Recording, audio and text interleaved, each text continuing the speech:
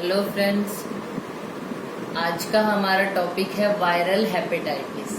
Hepatitis जो ये जो हिपैटिक वर्ड आता है ये हमारा लीवर के लिए आता है। तो लीवर की इन्फ्लामेशन होना due to virus is known as viral hepatitis. इसमें हमारे इंक्लूड होते हैं hepatitis A, hepatitis B, C, D and E. ठीक है, तो जो इसमें ए होता है और ई है, ये जो दोनों होते हैं इनका ट्रांसमिशन होता है फीको ओरल रूट से।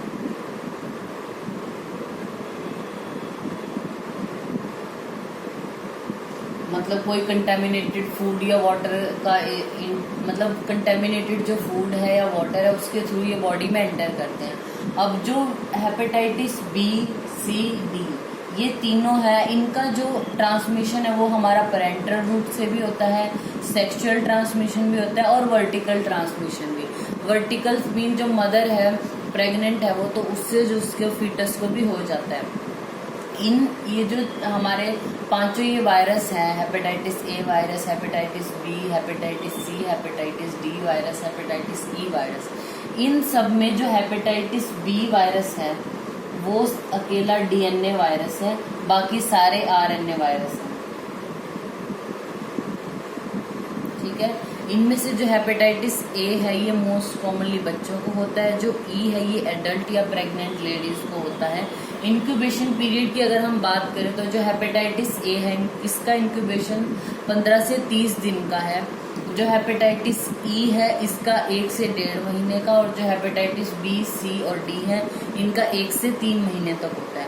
तो अब हम इसके पढ़ते हैं क्लिनिकल फीचर्स, और क्लिनिकल फीचर्स के साथ साथ ही हम इनकी इन्वेस्टिगेशंस के बारे में भी पढ़ेंगे। सबसे पहले क्लिनिकल फीचर में अगर हम बात करें तो पहले आता है प्रोड्रोमल फेज।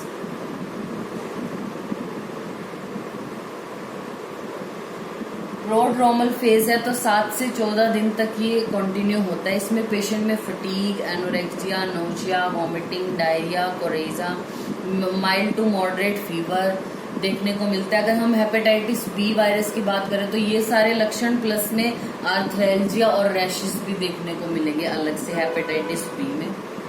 और अगर आप इस स्टेज में अगर आप उसकी इन्वेस्टिगेशंस कराते हो तो SGPT बढ़ा हुआ मिलेगा आपको, SGOT नॉर्मल मिलेगा। जो सीरम एल्कलाइन फॉस्फेटेज है यानी साल्प है वो नॉर्मल भी मिल सकता है, बढ़ा हुआ भी मिल सकता है। फिर हमारा आता है इक्टेरिक फेज।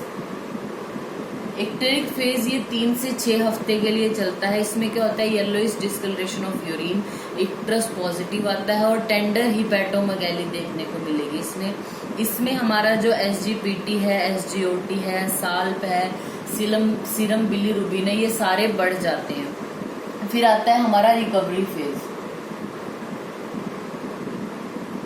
रिकवरी फेज ये 4 से 6 वीक तक चलता है। इसमें जो सारे सिम्टम्स थे, येलोइश डिस्कलरेशन होना यूरिन का, टेंडर हिपैटोमेगैली, इक्ट्रस, डायरिया, नोजिया, वॉमिटिंग, यानी जो इन दोनों में जो भी सिम्टम थे अब वो सबसाइड होने शुरू हो जाएंगे। फिर आती है डायग्नोसिस कैसे करेंगे हम।